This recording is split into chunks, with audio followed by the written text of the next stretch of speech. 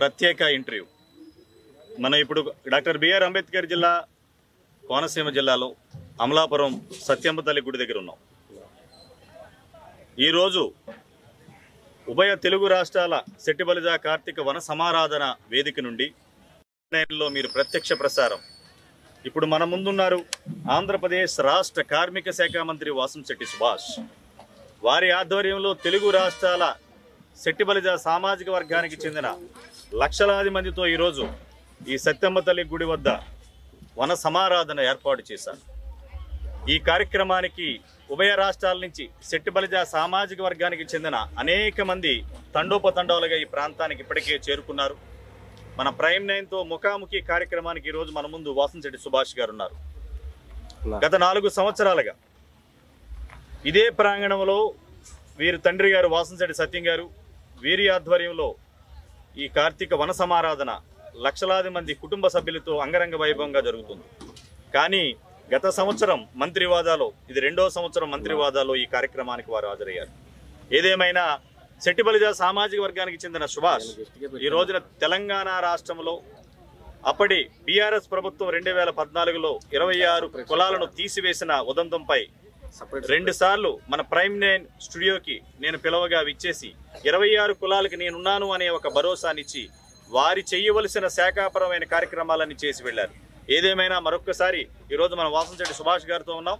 ఈ 26 కులాల కోసం నేనున్నాననే సుభాష్ గారితోటి ఏం చెయ్యబోతున్నారు? ఎందుకంటే ఎంతో మంది ఎమ్మెల్యేలు, మంత్రులు, ఎమ్మెల్సీలు ఈ 26 కులాలలోంచి పుట్టుకొచ్చారు. కానీ ఎవరూ కూడా ఒక అడుగు ముందుకేసి వీళ్ళకి న్యాయం చేయాలనే ఒక ఆలోచన లేకపోయినా యంగ్ డైనమిక్ గా అతి చిన్న వయసులోనే ఎమ్మెల్యేగా, మంత్రిగా అవకాశం వచ్చి ఈ రోజున ఆంధ్రప్రదేశ్ రాష్ట్ర కేబినెట్ లో సెట్టిబలిజ సామాజిక వర్గానికి చెందిన సుభాష్ వీళ్ళకి నేను న్యాయం చేస్తానంటున్నారు. వారితో మాట్లాడి మరిన్ని విషయాలు, అదేవిధంగా కృష్ణా జిల్లా ఇన్ఛార్జి మంత్రిగా కూడా ఉన్నారు. కృష్ణా జిల్లాగా ఇన్ఛార్జి మంత్రిగా చేసే పనితీరు కానీ, రేపు రాబోయే రోజుల్లో ఈ రామచంద్రాపురం నియోజకవర్గంలో ఈయన చేసిన అభివృద్ధి గురించి కానీ, కుల సమీకరణాల గురించి కానీ, ఇంకా ఆయన మీద అక్కడక్కడ విమర్శలు చేస్తూ ఉన్నారు ప్రతిపక్షాలు కానీ, సేమ్ సామాజిక వర్గం నుంచి. అవన్నీ వారితో మాట్లాడే విషయం తెలుసుకుందాం. సుభాష్ గారు చెప్పండి, ఈ కార్తీక వన సమారాధన ఈ రోజు 2 లక్షల మంది వరకు వస్తారని రాత్రి మీరు కానీ మీ తండ్రి గారు కానీ చెప్పారు. ఇక్కడ ఏమేమి ఏర్పాట్లు చేశారు? జిల్లా యంత్రాంగాన్ని అంతా మీ అధికారాన్ని ఉపయోగించి జిల్లా యంత్రాంగాన్ని దీనికి ఉపయోగిస్తున్నారా, లేకపోతే మీ సామాజిక వర్గంతో ఈ ఏర్పాట్లు పూర్తి చేశారా? ఏమంటారు? పూర్తిగా ఏర్పాట్లన్నీ కూడా గత 3 సంవత్సరాల్లో కూడా ఇక్కడ కుర్రవాళ్ళందరూ కూడా కష్టపడుతూ ఉన్నారు. ఇక్కడ ఉన్న కుర్రవాళ్ళందరూ కూడా రాత్రనక పగలనక సుమారు 2 నెలలు దీనికోసం వన సమారాధన కోసం కృషి చేస్తూ ఉంటారు. ఇది 4వ సంవత్సరం. 4వ సంవత్సరంలో ఖచ్చితంగా ఏర్పాట్లన్నీ కూడా కట్టుదిట్టంగా చేసాం. ఆ ఏర్పాట్లతో పాటు ఇటు మీడియా, అటు పోలీస్ శాఖ కూడా ఎప్పుడు కూడా మాకు సహకరించాయి, ఇప్పుడు సహకరిస్తున్నాయి కూడా. రెండోది చెప్పండి, కోనసీమ జిల్లాలో సెట్టిబలిజ వన సమారాధన అంటే ఒక ట్రెండ్ మార్క్ సృష్టించారు సుభాష్. కానీ ఇంకా మీ సామాజిక వర్గంలో అక్కడక్కడ ఎందుకో కొంత వ్యతిరేక భావంతో అక్కడక్కడ వనభోజనాలు పెట్టడం, ఇక్కడ మీ యొక్క ఈ స్థితిని చూసి, మీరు చేసి ఈ కార్యక్రమాలు చూసి నచ్చక మీ సామాజిక వర్గంలోనే కొన్ని చోట్ల వనభోజనాలు పెట్టి మీకు పోటీగా పెట్టాలనుకుంటున్నారా, లేకపోతే మంత్రివాదాలో మీరు ఒక నాయకుడిగా ఎదుగుతుంటే దీనికి ప్రత్యామ్నాయంగా ఏదైనా ఏర్పాటు చేయడానికి కొంతమంది కావాలని ఏమన్నా దీన్ని పనిచేస్తున్నారా? సోకాల్డ్ కుల నాయకులను ముద్రేసుకున్న కుహనా నాయకులు కొంతమంది ఆ రోజు కష్టాల్లో ఉంటే, అన్యాయమైన కేసులు బనాయిస్తుంటే సెట్టిబలిజ సామాజిక వర్గ యువత మీద వీళ్ళు విహారయాత్రలకు వెళ్ళారు. విహారయాత్రలకు వెళ్ళినప్పుడు మరి కుల సభ్యులందరూ కూడా ముఖ్యంగా యువత ఆ రోజు ఈ పరిస్థితి ఏంటా, ఇలాంటి నాయకులను ఎదురెట్టుకుని వెళ్తే ఏం జరుగుతుందా అని గమనించి మీరందరూ 3 సంవత్సరాల క్రితం వాళ్ళు పక్కనెట్టడం జరిగింది. ఈ రోజు వరకు కూడా ఎన్ని ప్రలోభాలు పెట్టినా, ఎన్ని ఆశలు చూపించినా అక్కడికి దేకట్లేదు ఎవరు కూడా. అయితే సోకాళ్ళు ఈ కుహనాక నాయకులు కుల నాయకులు అని చెప్పుకునే అర్హత ఎక్కడ, వాళ్ళు చేసింది ఏమీ లేదు. ఈరోజు సుమారు 800 దాటి సంఘాలు ఉన్నాయి. 800 సంఘాల్లో వీళ్ళకి తెలిసిన సంఘాలు ఎన్ని అనేది కూడా అందరికీ మరి సుమారు ఈ ప్రోగ్రాం జరుగుతుందంటే 570 సంఘాలు దాటి మేము పిలుపునివ్వడం జరిగింది. 570 సంఘాలతో నిత్యం మేము టచ్లో ఉండడం జరుగుతుంది. వీళ్ళు కేవలం పదవుల కోసం ఒకరిద్దరు అంతే, ఒక పదవుల కోసం, వాళ్ళ పార్టీ మెప్పు కోసం కొంతమంది ఇక్కడ కొంతమంది నాయకుల ఆశీస్సుల కోసం విమర్శలు చేస్తూ ఉంటారు. అవి అధికారంలో లేనప్పుడు పక్కన పిడుగులు పడితేనే పట్టించుకోలేదు నేను. ఇప్పుడు ఈ పిటేపుకే సౌండ్లకి అన్నీ నేను పట్టించుకునేది ఉండదు, వాళ్ళ గురించి ఆలోచించేది ఉండదు. ఇంకా అంటారా, వాళ్ళందరికీ చిన్న విన్నపం, మీరు ఇలాంటి 1000-2000 మందితో జిల్లా వనభోజనాలు, జిల్లా సెటివల్జీ వనభోజనాలను పెట్టి 1000-2000తో మీరు జరిపే వనభోజనాలు సిగ్గుచేటుగా ఉన్నాయి. అవి అందరూ చీదరించుకుంటా ఉన్నారని తెలియజేసుకుంటూ, ఇంకా విమర్శలు అంటారా, వీళ్ళని పట్టించుకునే నాదులే లేరు. కాబట్టి వాళ్ళు చేసుకుంటారు, అవి పట్టించుకోవాల్సిన పనే లేదని కూడా. పిచ్చుకొక్క మనం కరిసిందని మనం పిచ్చుకొక్కను అదే చెప్తా ఉన్నాను. జిల్లాకి ఇన్ఛార్జ్ మంత్రిగా ఇచ్చి ఈ రోజున రాష్ట్రపతి, ప్రధానమంత్రి ఎవరు మన దేశానికి వచ్చినా, దేశాధినేతలు వచ్చినా మీరు వెళ్ళి నమస్కారం పెట్టి రిసీవ్ చేసుకుంటే ఎందుకు మీ లీడర్షిప్ని? వాళ్ళు ఏమంటారంటే, కొంతమంది సోషల్ మీడియాలో సుభాష్ అనే అతను ఇటు పక్కనున్న తెలంగాణ దాటి మహారాష్ట్ర కూడా వెళ్ళిపోయి ముంబై నుంచి మొత్తం జనాల్ని సమీకరించి జాతిని ఐక్యతం చేస్తున్నారు.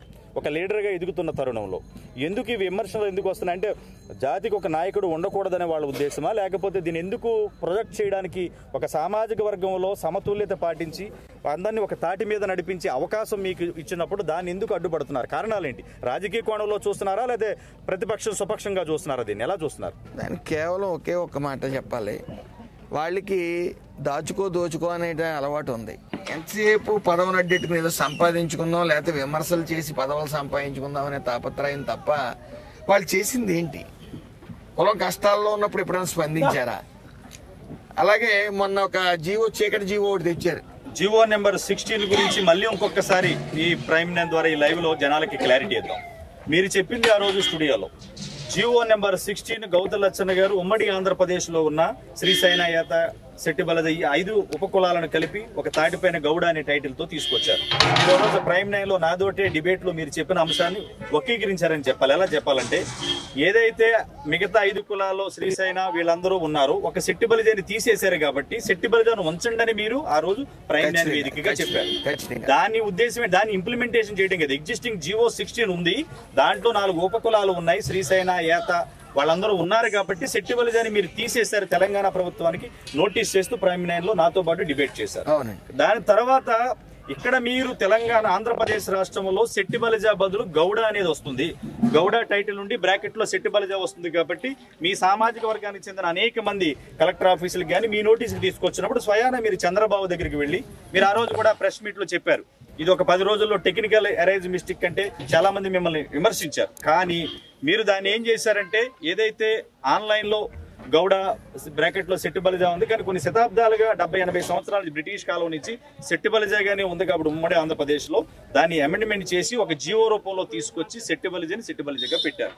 దాని ద్వారా లిక్కర్ ఏదైతే ఉందో మన బెల్ట్ షాపుల్లో ఎప్పుడైతే గౌడ నుంచి సెపరేట్ గా మీరు తీసుకొచ్చారో కొన్ని లిక్కర్ షాపులు కూడా మీరు ప్రభుత్వం తరఫున శెట్టి బలిజ సామాజిక వర్గాన్ని అందించారు. కానీ దీన్ని కాంట్రవర్సీ చేయడానికి ఏముందో నాకు ఇప్పటికీ అర్థం కావట్లేదు. మీకు కానీ అర్థమైందా? వేణు టైంలోనే, మాజీ మంత్రి వేణు టైంలోనే అది కొద్ది సవరణ చేసి గౌడ ఉపకులంగా శెట్టి బలిజ పెట్టి సవరణ చేసి కులం నుంచి వ్యతిరేకత వచ్చేటప్పటికి దాన్ని సైలెంట్ గా పెట్టి ముసుగులో ఆ జీవోను హోల్డ్ లో చేసినప్పుడు మీరు రేపు ఆ రోజు ప్రెస్ మీట్ పెట్టి ఒక జీవోను కూడా సోషల్ మీడియాలో పెట్టారు, మేము కూడా టెలికాస్ట్ చేసాం ప్రెస్ మీట్. కానీ ఎందుకు అబద్ధాన్ని నిజం చేయాలని తాపత్రయంలో కులానికి అన్యాయం జరిగితే మీ సామాజిక వర్గానికి చెందిన వైఎస్ఆర్సీపీ అవ్వచ్చు, ఏ పార్టీ అయినా అవ్వచ్చు, కానీ ఈ జీవో నెంబర్ 16 తప్పుదోవ పట్టించారు. 2 అప్పుడు కూడా మన లెక్కర్ ఏదైతే మీరు జీవోలో అమెండ్మెంట్ చేసి తీసుకొచ్చారో ఆ జీవోను కూడా తప్పుదపడి ఏం చేసినా మీరు ఎక్కడ దొరుకుతారనే చూస్తున్నారా మీ సామాజిక వర్గం? శెట్టి బలిజ కులాన్ని ఉపకులం కింద పెట్టి అది దాపరకం దాసి మళ్ళీ దొంగ నాటకాలు ఆడి మరి ఈ ఎన్డీఏ కూటమి ఇలా కులం ఔనిత్యం పాడు చేస్తుందని దొంగ నాటకాలు ఆడించి మరి ఒక్కసారిగా మేము జీవో తెచ్చేటప్పటికి వాళ్ళు ఉనికి చాటుకోలేక ఒక రెడ్డి గారు కూడా ఏకతాలు చేశారు, మిమ్మల్ని ఓసీలో కలిపేస్తున్నారని చూసుకోండి మంత్రి గారని. మరి వాళ్ళని నేను విమర్శిస్తే వీళ్ళని విమర్శించినట్టు మా కులం ముఖ్యం కాదు, మాకు మా రెడ్డి గారే ముఖ్యం, వాళ్ళు కాళ్ళు పిసుకుతాం, వాళ్ళ చేతులు పిసుకుతాం, వాళ్ళు అన్నీ పిసుకుతాం అని చెప్పి ఆ పిసకటం భజనలోనే ఉన్నారు వాళ్ళు. అయినప్పటికీ చెప్పండి, అయినప్పటికీ వాళ్ళ గురించి ఎంత మాట్లాడుకుంటే అంత తక్కువ నా భావన. పక్క గ్రామంలో కుల సంఘాలు కూడా వీళ్ళకి తెలియదు. ఆ తెలియని వాళ్ళ కోసం మాట్లాడుకోవడం అనవసరం నా భావన. ఎందుకంటే వాళ్ళకి ఐడెంటిఫికేషన్ కావాలి, ఏదో విమర్శించి నేను గొప్పవాడిని చెప్పుకోవాలా, పార్టీ దృష్టిలో పడాలా, పదవి కావాలా. విమర్శించి పదవులు తెచ్చుకునే ఇదిలో ఉన్నారు. కానీ జనానికి సేవ చేసి జనంలో ఉంటూ, లేకపోతే కులానికి సేవ చేసి కులాన్ని బేస్మెంట్ కింద చేసుకుని రాజకీయ నాయకులుగా ఎదుగుదామన్న లక్షణాలు వాళ్ళు లేవు. అలాంటి వాళ్ళు నీటి బుడగలతో పోల్చవచ్చు. వాళ్ళు తుబుక్కుమంటూ ఉంటారు ఈ రాజకీయాల నుంచి. వాళ్ళు పట్టించుకునే నాదులే ఉండరు. ఈ రోజు దగ్గరగా 2 లక్షల మంది వస్తారు ఇక్కడ ఘనంగా చేశారు.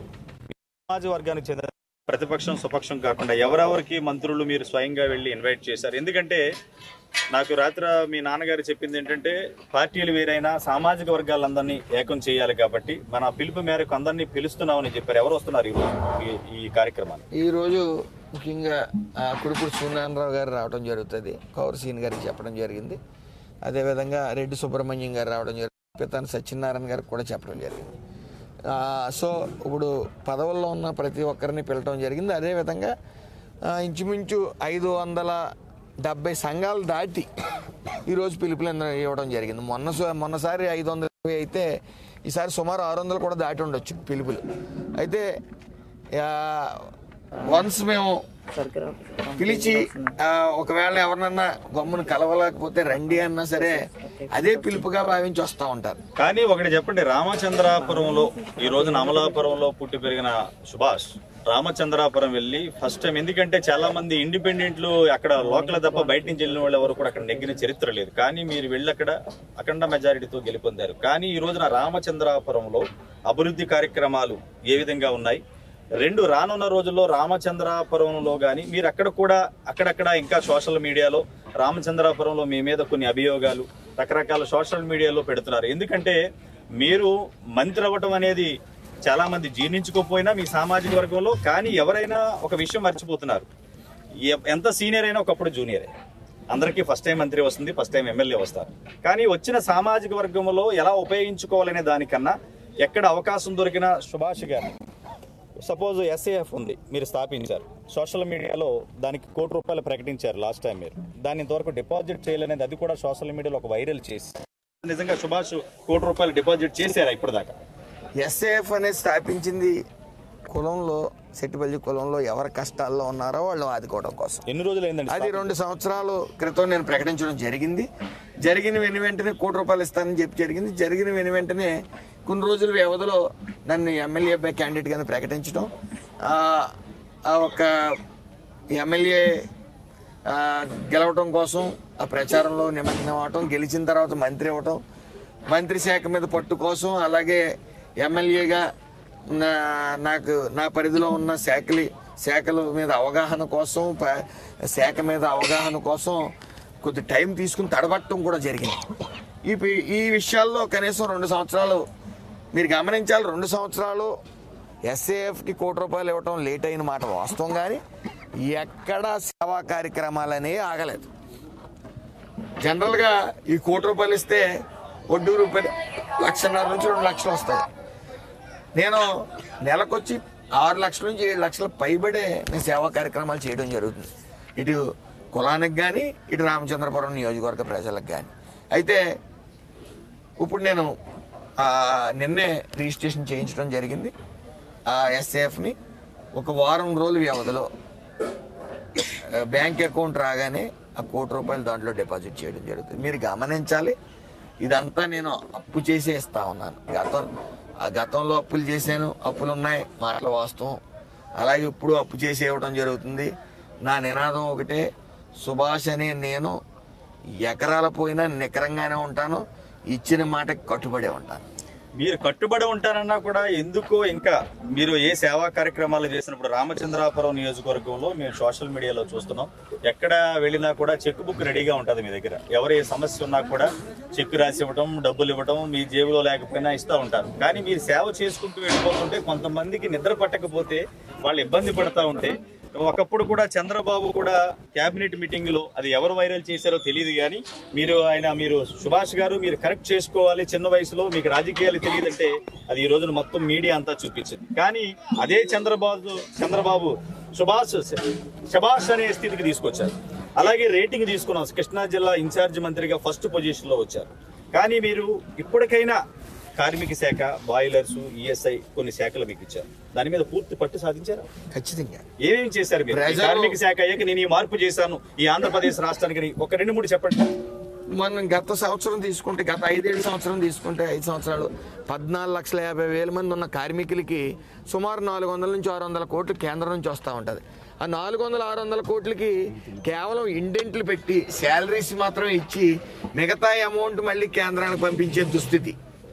అయితే ఈ ప్రభుత్వం, ఈ మంచి ప్రభుత్వం వచ్చిన తర్వాత సుమారు ఈఎస్ఐ హాస్పిటల్ 7 ఈఎస్ఐ హాస్పిటల్స్ కట్టించడం కానీ, అలాగే మల్టీ స్పెషలిస్ట్ హాస్పిటల్ అమరావతిలో కట్టించడం కానీ, అలాగే ఈఎస్ఐ హాస్పిటల్ అనేది నిర్మించడం కోసం వైజాగ్ని ఎన్నుకోవడం కానీ, ముఖ్యంగా ఈ కార్మికులు ఎవరైతే ఉన్నారో ఆ కార్మికుల యోగక్షేమాల కోసం ఇటు ఈఎస్ఐ హాస్పిటల్స్ తరచూ ఇన్స్పెక్షన్ చేస్తూ, ముఖ్యంగా రాజమండ్రి ఈఎస్ఐ హాస్పిటల్ మీద నేను ఎంక్వైరీకి వెళ్ళి వాళ్ళు ఆ పని తీరుని చేసినప్పుడు వాళ్ళని ఆ రోజుకి వాళ్ళ ఇండెంట్ ఓపీ 50 నుంచి 70 ఉంది.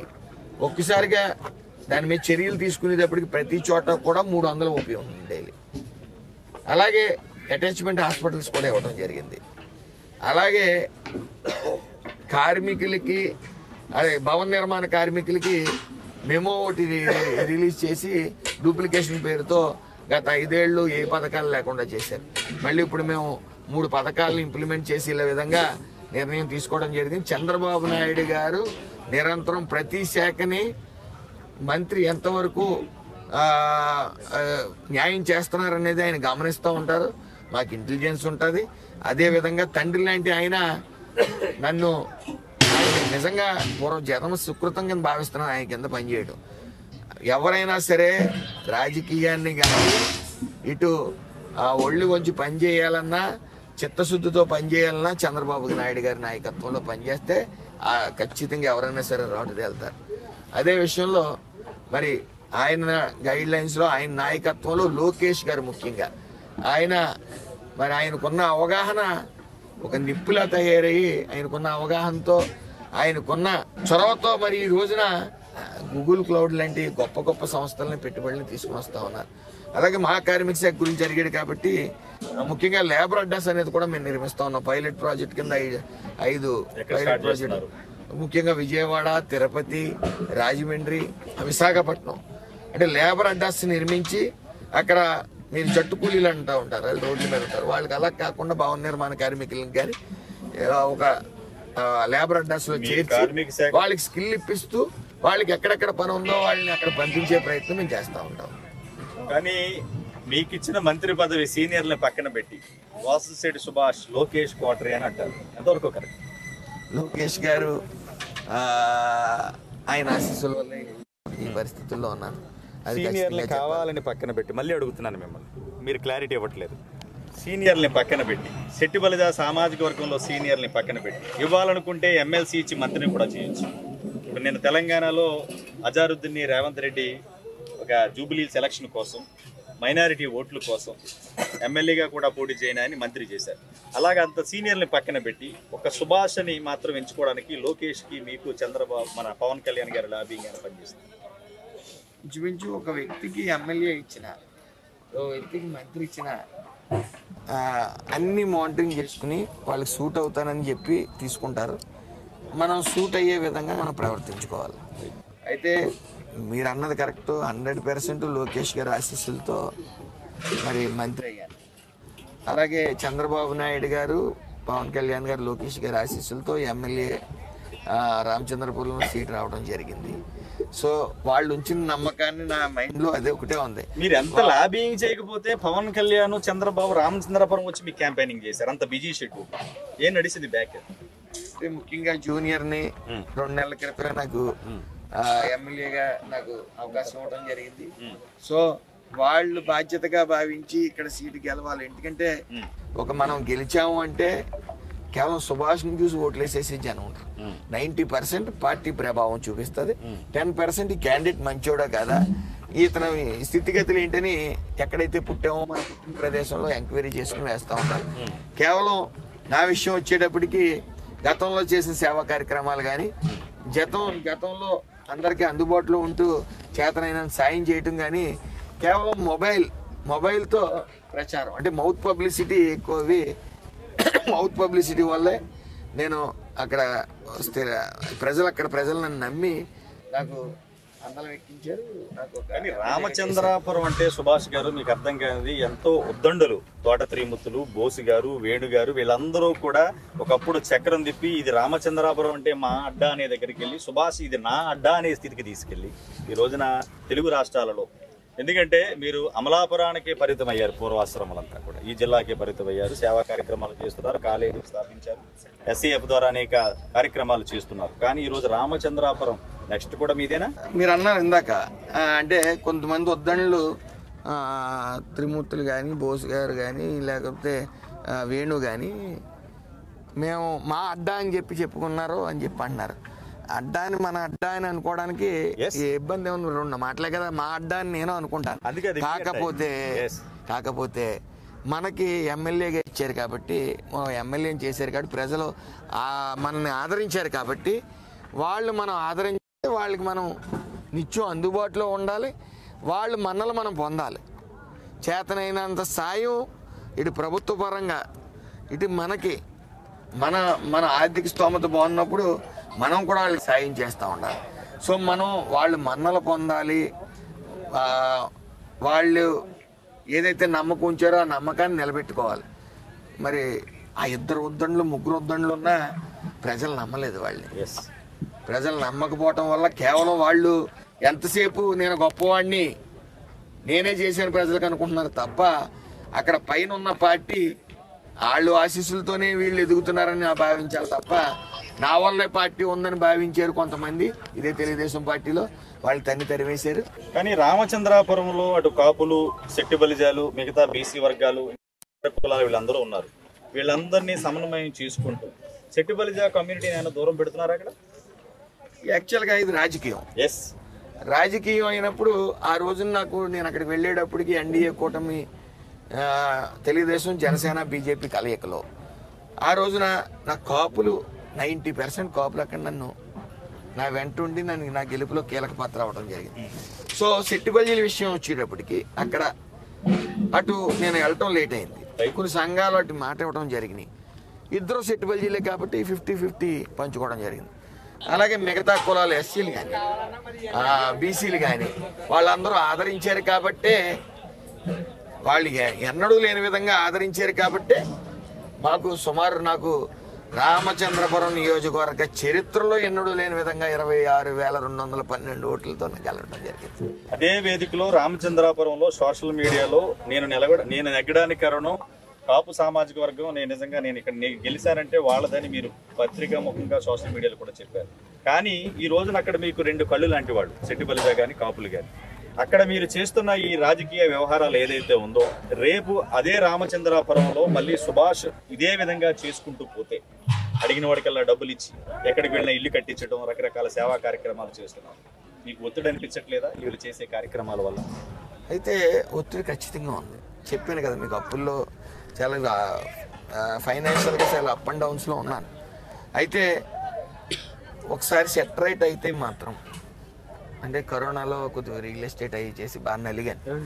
సెట్ రైట్ అయితే ఎవరికి ఊహలందని విధంగా సేవా కార్యక్రమాలు చేస్తానని తెలియజేస్తా ఉన్నాను. మనం ఇంతకన్నా జీవితంలో ఇంకేం కావాలి? ఆ భగవంతుడు, ఆ సర్వేశ్వరుడు, ఆ పరమేశ్వరుడు ఒక మంచి కుటుంబంలో పుట్టేలాగా మంచి తల్లిదండ్రులను ఇచ్చారు, తాతయ్యలను ఇచ్చారు, నానమ్మని ఇచ్చారు, చెల్లెళ్ళని ఇచ్చారు. ఆ తర్వాత నేను పుట్టిన గ్రామం నన్ను హక్కును చేర్చుకుంది. అలాగే నేను పుట్టిన ఊరు నన్ను హక్కును చేర్చుకుంది. నా కులస్తులు ఎప్పుడు పిలిపించినా సరే నా వెంట ఉన్నారు. నా మీద నమ్మకంతో రైట్ ఫ్రమ్ 25 years ఈ రోజు వరకు కూడా నాతో ఎప్పుడు కూడా నడిచారు. నేను 15-20 ఇయర్స్ బ్యాకే సెట్టిబల్జ ప్రెసిడెంట్గా, యూత్ ప్రెసిడెంట్గా మరి నేను ఎన్నుకోవడం జరిగింది. ఎస్కేపీఆర్ కాలేజ్ మామూలుగా టౌన్ వైడ్. అలాగే ఎప్పుడు కూడా నిరంతరంగా నాకు కూడా ఉన్నారు. నాకు చంద్రబాబు నాయుడు గారు, లోకేష్ గారు, పవన్ కళ్యాణ్ గారు దయ వల్ల నేను ఎమ్మెల్యేని అయ్యాను, మంత్రిని అయ్యాను. మనిషికి ఇంకేం కావాలి? మరి ఈ మంత్రి వాదాన్ని అడ్డం పెట్టుకుని మీరు మొత్తం తెలుగు రాష్ట్రాలలో సెట్టిబలిజకి ఒక నాయకుడు అయిపోవాలనే ప్రణాళిక ఇస్తున్నారని కొంతమంది అంటారు, ఏమంటారు? ఎస్, ఖచ్చితంగా దానిదే ఉంది. ఇప్పుడు చిన్న విషయం చెప్తాను. ఇప్పుడు ఎవడో ఒక అవివేకి కులం ఎవడబ్బా సొత్తు కాదు అని అన్నారు. తప్పది. కులం అబ్బా సొత్తు అనుకునే సేవలు చేయాలి. కులం నాది, నా కులస్తులు అనుకునే సేవ చేయాలి. అంతేగాని కులం పేరు చెప్పి డబ్బులు దండుకోకూడదు. అయితే ఆసనం చేసుకోవాలి. ఈ రోజు నేను సగౌరవంగా చెప్తున్నాను. ఆ రోజున ఆ కోనసీమ అల్లరి కేసులో చాలా దారుణంగా అమాయకుల కేసులు ఇరికించినప్పుడు, నన్ను కూడా అందులో ఇరికించినప్పుడు మీ సహకారం కావాలి, మేము అమాయకులని మీరు నమ్ముతున్నారా లేదా అంటే ఆ రోజు రోడ్ల మీద కూడా భయపడే రోజులు అవి. అయినప్పటికీ కులం అంతా, ముఖ్యంగా మహిళలు ఎవరికి భయపడకుండా తరలి వచ్చారు. మీ వెంట మేము ఉన్నామని చెప్పారు. ఫస్ట్ టైం 50,000 60,000 మంది వస్తే నెక్స్ట్ వనభోజనాలు 1,00,000 వచ్చినప్పుడు ఇక్కడ మీ అందరం కలిపి ఒక మనిషి మాట్లాడితే శబ్దం అవుతుంది, ఒక సమూహం మాట్లాడితే గర్జన అవుతుంది, సింహ గర్జన అవుతుంది. అదే గర్జన విజయవాడ కనపడ్డది, కేసులు ఎత్తేసారు. ఆ రోజున కులం మేమున్నామన్నారు. మరి నేను కులానికి ఉండాలి. సో ఇది రాజకీయంలో భాగంగా మీరు మాట్లాడితే నేను చేసిన మంచి పనులకి నేను కులస్తులకి అందుబాటులో ఉంటాం, కానీ నియోజకవర్గ ప్రజలకు అందుబాటులో ఉంటాం బట్టి వాళ్ళు ప్రేమ ఆప్యాయతలు మళ్ళీ తిరిగి మమ్మల్ని చూసి మమ్మల్ని ఆశీర్వదిస్తారు. అంతేగాని కులం పేరు చెప్పి కాయలు అమ్ముకోవడం, చెట్టు పేరు చెప్పి కాయలు అమ్ముకోవడం, కులం పేరు చెప్పి సంపాదించుకునే వాళ్ళకి తగిన బుద్ధి చెప్తారు. గత ఎలక్షన్లో తగిన బుద్ధి చెప్పారు. అమలాపురం తీసుకుంటే చుట్టుపక్కల ప్రాంతాల్లో కానీ మేము ఉద్దండ్లు, మేము ఉద్దారకులు, మా అంత గొప్ప వాళ్ళు లేరని చెప్పుకునే వార్డుల్లో కూడా 50 ఓట్లు వచ్చే వార్డులో 50 ఓట్లు మెజార్టీ వచ్చిన పరిస్థితి. అంటే బుద్ధి చెప్తారు కూడా. ప్రజలు చాలా తెలివైన వాళ్ళు. సోషల్ మీడియా వచ్చింది, ప్రతి తప్పుని ఎండగట్టే పరిస్థితి. ఈ రోజు నేను కానీ అందుబాటులో లేకుండా మంత్రి ఇచ్చారు కదా అని కళ్ళు ఎత్తికెక్కి ఏసీ కారులో దిగి చూసి చూడండి వ్యవహరిస్తే నన్ను కూడా ఎక్కడ కూర్చోబెట్టాలో అక్కడ కూర్చోబెడతారు. కానీ సుభాష్ గారు అమలాపురం ఉమ్మడి కోనసీమ జిల్లా ఏదైతే ఉందో, కోనసీమ జిల్లా పేరు మార్చారు, అంబేద్కర్ జిల్లా. గొడవలు అందరికీ తెలిసిందే. కానీ ఆ రోజున కోనసీమ జిల్లా పేరు మార్చిన తర్వాత నిజంగా ఇక్కడ మీకు మంత్రి పదవి రావడం కాకుండా ఎందుకు మీరు ఇన్నర్ ఇంజనీరింగ్ లో కాపులు సెట్టిబల్జీని కలపాలి అనే థాట్ మీకు ఎలా వచ్చింది? మీరు సరిగ్గా గమనిస్తే కాపులు సెట్టిబల్జీలు తరతరాల నుంచి చిన్న చిన్న గొడవలు ఉన్నాయి. అంటే ఇద్దరు వ్యక్తుల మధ్యన గొడవలు, 2 కులాల మధ్య తీసుకెళ్లారు, పార్టీలుగా విడిపోయారు, కులాలుగా విడిపోయారు. అయితే అడ్డొచ్చాను ఇది టీడీపీ వనభోజనాలు అనుకోవచ్చా, మొన్న పెట్టింది వైఎస్ఆర్సీపీ వనభోజనాలు అనుకోవచ్చా? కులాల వారీగా మేము వనభోజనాలు చేసేస్తున్నాం, రంగరంగ వైభవంగా వంటలు వండేస్తున్నాం అని చెప్పేస్తే జనాలు వెళ్ళే పరిస్థితి లేదు. మీరు గమనించాలి. వాళ్ళ వెనకాల 15 సంవత్సరాలు ఫాలో అయిన తర్వాత కష్టాల్లో ఉన్నప్పుడు కులాన్ని పట్టించుకోలేదని ఈ రోజు వరకు వాళ్ళు అన్ని ప్రలోభాలు పెట్టినా ఎక్కడితో డొక్కడిని కుటుంబాలు ఎక్కువ ఉంటాయి సెట్టిబల్జీ కులంలో. అయినా సరే వాళ్ళు రూపాయి ఆశించకుండా వాళ్ళు వైపు కూడా చూడటానికి చిరాకు పడుతున్నారు. అందుకనే వనభోజనాలు ఎంత ఘనంగా పెట్టినా సరే 2,000 మించి వెళ్ళట్లేదు. వాళ్ళు ఏదో తాపత్రయ పడుతున్నారు. వాళ్ళు చూసి మాకు జాలేస్తుంది. ఎందుకు వీళ్ళకి తాపత్రయం? లేదండి, అప్పుడు ఓపెన్ చేశారు, దాన్ని వెంటనే రెక్టిఫై చేసుకుని కోనసీమ అల్లర్ల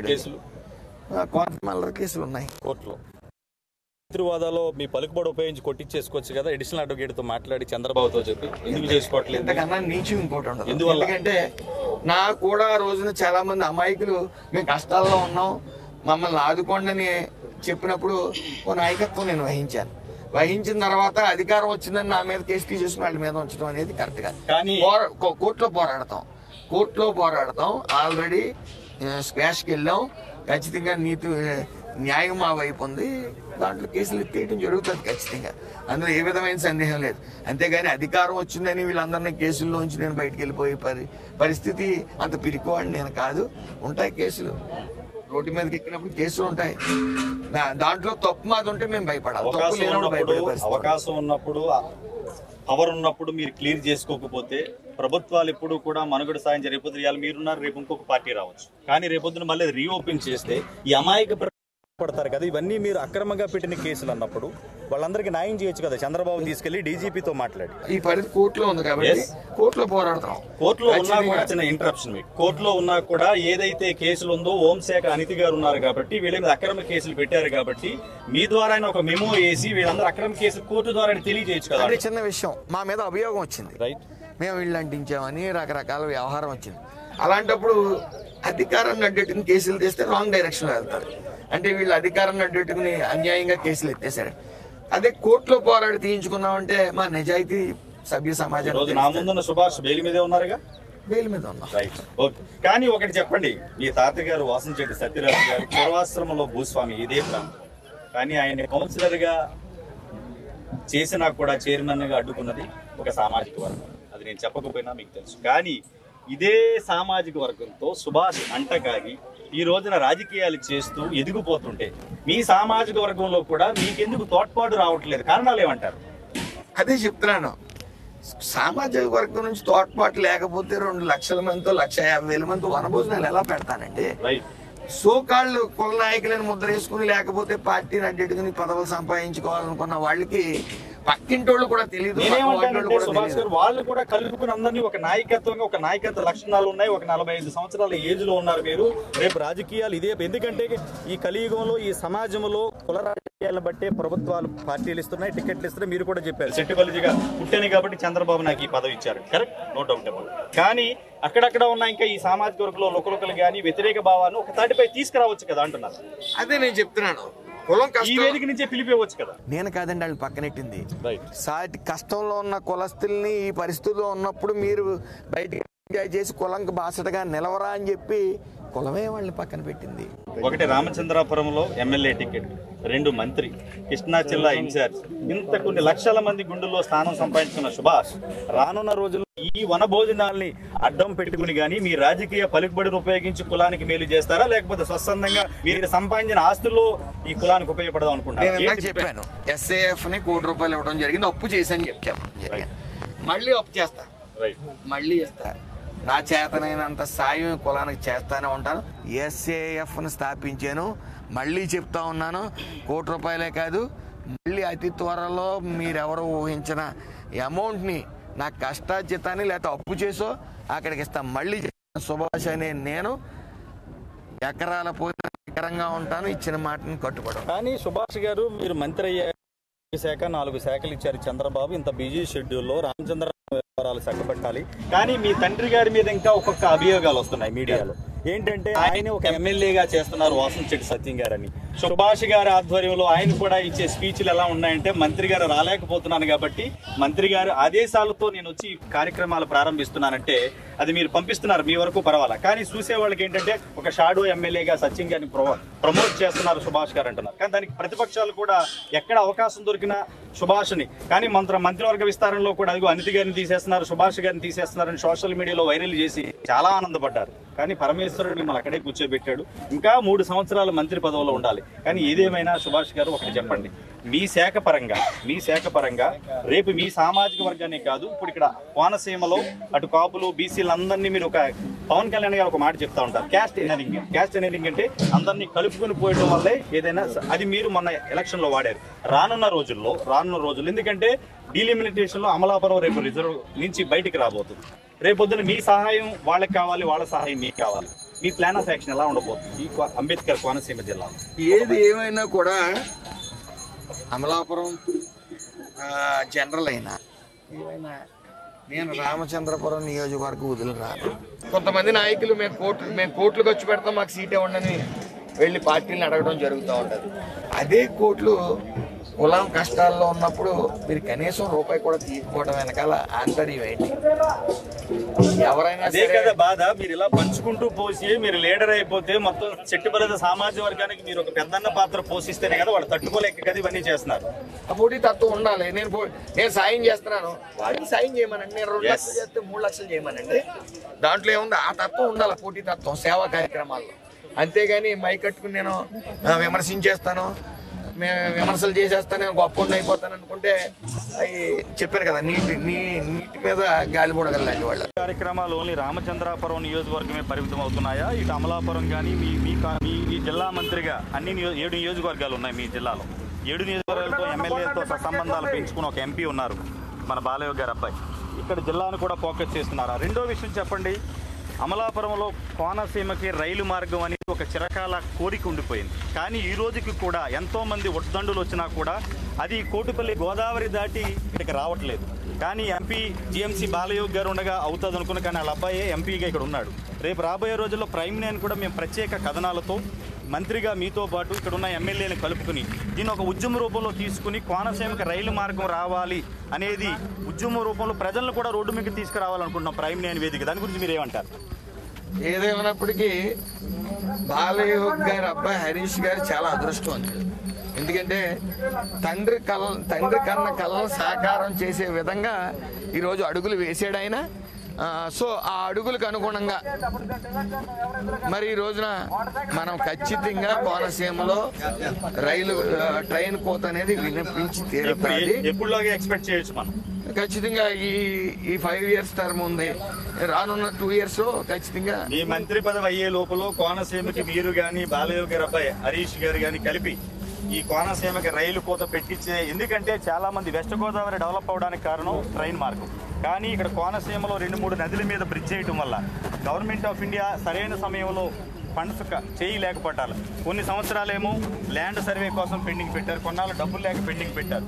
కానీ మీరు చొరవ తీసుకుని చంద్రబాబు గారితో, పవన్ కళ్యాణ్ గారితో, బీజేపీ వాళ్ళతో మాట్లాడి కోనసీమకి రైలు కనుక మీరు తీసుకొస్తే ఎప్పటికీ మీ పేరు చిరస్థాయిగా ఉండిపోద్ది. దాని గురించి ఏమైనా ప్రణాళికలు వేస్తారా? అయితే ఖచ్చితంగా రైల్వే అనేది ఎంపీ గారి సమర్థవంత నాయకుడైనా ఆయన పులి కడుపున పులే పుడుతుంది అంటానికి నిదర్శనం హరీష్ గారు. ఆయన ఖచ్చితంగా ట్రైన్ కోత అనేది వినిపించి తీరుతారు, అందులో సందేహం. అదే కాకుండా రోడ్డు బ్రిడ్జ్ కూడా ముక్తేశ్వరం కోటిపల్లికి రోడ్డు బ్రిడ్జ్ చేసే ప్రయత్నం చేస్తా ఉన్నాం. ఖచ్చితంగా నెక్స్ట్ బడ్జెట్లో ఆ వినికిడి కూడా అందరికీ వినిపిస్తామని తెలియజేస్తాం. ఫైనల్ గా ఒక మాట చెప్పండి, అమలాపురంలో ఎంతో మంది మంత్రులు పనిచేశారు. చినరాజప్ప గారు డిప్యూటీ సీఎం గా పనిచేశారు, హోంమంత్రిగా పనిచేశారు ఇదే ప్రాంతంలో పెట్టి. కానీ అమలాపురం టౌన్ చూస్తే ఎప్పటికీ కూడా మీరు చిన్నప్పుడు ఎలా ఉన్నారో మనం చదువుకున్న రోజుల నుంచి కూడా ట్రాఫిక్ ఇబ్బంది పడుతున్నారు. అనేక రకాల సమస్యలతో అమలాపురం పట్టణం ఉంది. దాని విస్తరణ పనులు కానీ ఏమీ చేయలేదు. ఎందుకంటే ఒక జిల్లా మంత్రిగా మీకు ఆ రెస్పాన్సిబిలిటీ ఉంది కాబట్టి, ఎందుకంటే 1-2 లక్షల మంది ఇక్కడికి వస్తున్నారు కాబట్టి. కానీ అమలాపురం ట్రాఫిక్ మీద ఏ మంత్రి వచ్చినా దృష్టి పెట్టట్లేదు. మీరు ఏమన్నా దాని గురించి ఆలోచన చేస్తారా? ఖచ్చితంగా ఆల్రెడీ ఇక్కడ ఉన్న ఎమ్మెల్యే ఆనందరావు గారు వెల్ ఎక్స్పీరియన్స్డ్ ఆయన. సో ఆల్రెడీ ఈ ట్రాఫిక్ జామ్ అనేది ఎదరపల్లి వంతుని కానీ, ఎర్ర వంతుని కానీ, నల్ల వంతుని కానీ వంతులు చిన్నవైపోవడం వల్ల ట్రాఫిక్ జామ్ ఎక్కువ ఉందని చెప్పి వినికిడి ఉంది. అలాగే ప్రజలు కూడా ఇబ్బంది పడ్డారు. వెంటనే అధికారంలోకి రాగానే మరి ఆనందరావు గారు మరి దాన్ని ఎదరపల్లి వంతుని ఎక్స్టెన్షన్ చేసి అక్కడ బ్రిడ్జ్ వేయటం జరిగింది. అలాగే ఎర్రొంతున నల్లొంతున బ్రిడ్జిలు కూడా అతి త్వరలో మరి అవి కొత్త వేయటం జరుగుతుంది. అలాగే ఏదైతే ఆక్రమణలు ఉన్నాయో అన్నీ తొలగించి ఎక్కడ ట్రాఫిక్ అంతరాయం లేకుండా జరిగేలా చూస్తాం. అయితే ట్రాఫిక్ అనేది ఈ జనజీవనం అంటే ప్రతి ఒక్కరూ కూడా మ్యాక్సిమం 100కి 70%, 60% కార్లు ఉన్నాయి. సో ఈ కార్లు పెరగటం వల్ల ఈ కూడా ట్రాఫిక్ జామ్ అవుతా ఉంది. ఏదేమన్నప్పుడు సమర్థవంతంగా ఈ అమలాపురం అభివృద్ధి చేయగల నాయకుడు ఆనందరావు గారు, అందులో ఏ విధంగా చేయాలి. అలాగే నా సహకారం ఆయనకి ఎప్పుడు. ఫైనల్ గా చెప్పండి, హైదరాబాద్ వచ్చి 26 కులాల గురించి నేషనల్ బీసీ కమిషన్ ఇప్పుడు కలవబోతున్నారు, రేవంత్ రెడ్డిని ఇప్పుడు కలుస్తున్నారు ఫైనల్ గా. అయితే ఒక బీహార్ జార్ఖండ్ విడిపోతున్నప్పుడు ఒక జడ్జిమెంట్ కూడా వచ్చింది, మీకు తెలిసే ఉంటుంది. లాస్ట్ టైం మీరు చెప్పారు కూడా. అయితే ప్రాంతాలు విడిపోయినంత మాత్రాన బీసీలు ఓసీలు ఎవరో బీసీ రిజర్వేషన్కి ఆటంకం కలగకూడదని ఒక తీర్పు వచ్చింది. సో దాన్ని బేస్ చేసుకుని నేషనల్ కమిషన్ వద్దకు వెళ్ళడం జరుగుతుంది. సో ఆ 26 కులాలని కూడా వాళ్ళకి జన్మతః బీసీలుగా గుర్తించి ఉన్న పలంగా ఓసీల్లో పెట్టడం అనేది అది ఇటు నేషనల్ కమిషన్ కూడా నాకు తెలిసి వెంటనే యాక్షన్ తీసుకుంటుందని భావిస్తా ఉన్నాం. అలాగే మొన్న కూడా బీసీ కమిషన్ వద్దకు వచ్చి మన ఒక రిప్రజెంటేషన్ ఇస్తూ మీరు కూడా వచ్చారు అప్పుడు. దాన్ని మేము ఎక్స్ప్లెయిన్ చేయడం జరిగింది, ఇక్కడ బాధలు వివరించడం జరిగింది. చాలా దారుణమైన సంఘటన. ఎందుకంటే చాలా మంది విద్యార్థులు రిజర్వేషన్ కోల్పోయి మరి వాళ్ళు ఉనికి ప్రశ్నార్థకం, వాళ్ళు భవిష్యత్తు ప్రశ్నార్థకంగా మారే పరిస్థితులు పడ్డారు. కానీ ఒకటి సుభాష్ గారు, మీరు మానవతా కోణంలో ఆలోచించండి. కొన్ని లక్షల మంది వాళ్ళ రూట్ కెనాల్స్ అన్ని ఇక్కడే ఉన్నాయి, చెట్టు ఎక్కడున్నా దాని పునాదులన్నీ ఇక్కడే ఉన్నాయి. వాళ్ళు అక్కడ మీకోసం ఎదురు చూస్తున్నారు. ఎందుకంటే ఎంతో మంది మీ సామాజిక వర్గంలో ఎమ్మెల్యేలు, మంత్రులుగా, ఎమ్మెల్సీలుగా అవకాశాలను కూడా చేయలేకపోయారు. సుభాష్ మాకు న్యాయం చేస్తాడు, మాకు నిలబడతాడు అంటున్నారు. ఒక భరోసాని ఏమిస్తారు? వాళ్ళకి నిజంగా నిలబడతారా? ఖచ్చితంగా నిలబడ్డాను కూడా, దానికి మీరే సాక్షి. రానున్న రోజుల్లో 100% మనం నేషనల్ కమిషన్కి అతి త్వరలో నేషనల్ కమిషన్ కొద్ది టైం ఫ్యాక్టర్ అనేది అడ్డు రావటం వల్ల వెళ్ళటం కుదరలేదు. కానీ ఖచ్చితంగా నేషనల్ కమిషన్ వద్దకు వెళ్తాం. అక్కడ 100% న్యాయం జరుగుతుంది. ఏదైతే పాత జడ్జిమెంట్ ఉందో అలాగే ఒక ప్రాంతాలు విడిపోయినంత మాత్రాన కులాలు మారవు, లేకపోతే రిజర్వేషన్లు మారదనేది క్లియర్గా ఉంది. కాబట్టి అదే ఇష్యూలో నేషనల్ కమిషన్ దగ్గరికి వెళ్ళి ఖచ్చితంగా మళ్ళీ ఏదైతే 26 కులాలతో కూడా ముఖ్యంగా సెట్టిబల్జే కులం అధిక సంఖ్యలో ఓసీలో చేర్చారో వాళ్ళని మళ్ళీ బీసీబీలో పెట్టే విధంగా నా కృషి ఉంటుంది. ఫైనల్ గా ఈ వన సమారాధ వేదిక నుండి కొన్ని లక్షల మంది మీ పిలుపు మేరకు ప్రైమ్ నైన్ ఇది మీడియా ప్రత్యక్ష ప్రసారం చేస్తున్నాం. ప్రైమ్ నైన్ మీడియా పార్ట్నర్ గా వ్యవహరిస్తుంది. గత కొన్ని రోజులుగా ప్రైమ్ నైన్ లో ఈ కార్యక్రమాలు చూపిస్తున్నాం. ఈ నుంచి మీ సామాజిక వర్గానికి ఏం పిలిపిస్తారు? మొత్తం దేశవ్యాప్తంగా ఉన్న మీ సంఘీయులకి ఒకటి నేను ఇప్పుడు అధికారంలో ఉన్నాం. నారా చంద్రబాబు నాయుడు గారు, పవన్ కళ్యాణ్ గారు, లోకేష్ గారు ఆశీస్సులతో అధికారంలో ఉన్నాను.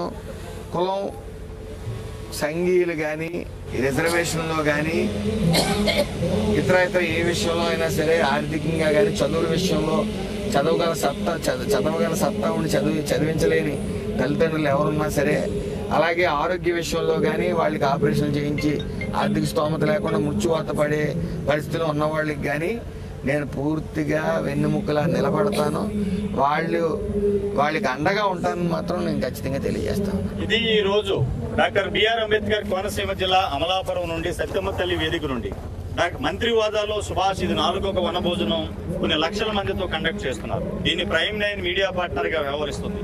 మనకు ఆయన ఇచ్చిన టైం ప్రకారం ఈ రోజు ఈ యొక్క స్పెషల్ ఇంటర్వ్యూలో ఆయన ఒకటే చెప్తున్నారు, సెట్టిబలిజ సామాజిక వర్గానికి నేను మీకోసం నిలబడతాను.